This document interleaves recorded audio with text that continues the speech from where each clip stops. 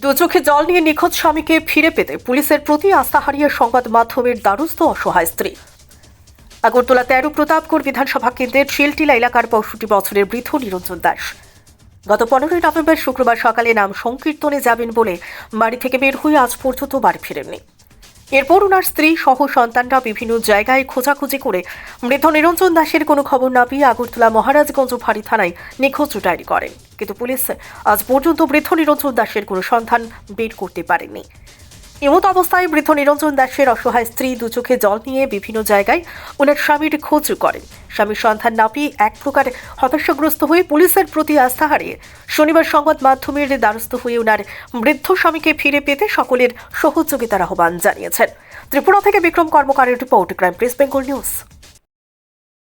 তাই না বাড়িতে কইছে আমি কীর্তন যাবো কইয়া যে গেল কীর্তন থেকে আর বাড়ি ফিরছে না।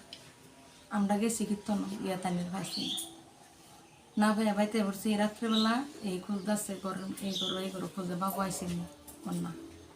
সকালবেলা গেছে কীর্তনকে পাইছে না। ঘটনাটা কত লাগাতে হয়েছে, মানে কত তারিখ? এই শুক্রবারে 2টার সময় গেছে। তাই নাকি আপনাতে কোনো মেন্টালি প্রবলেম ছিল? এমনি তো না রে বাবা, এমনি তো আডে বেলা বাজার আনে সবই করে।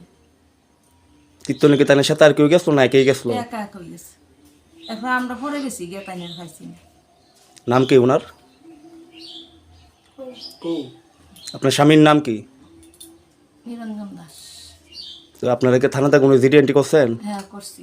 আচ্ছা, এখন আপনি কি চাইতেছেন তাহলে? আমি চাইতেছি আমার স্বামী যখন বাইতে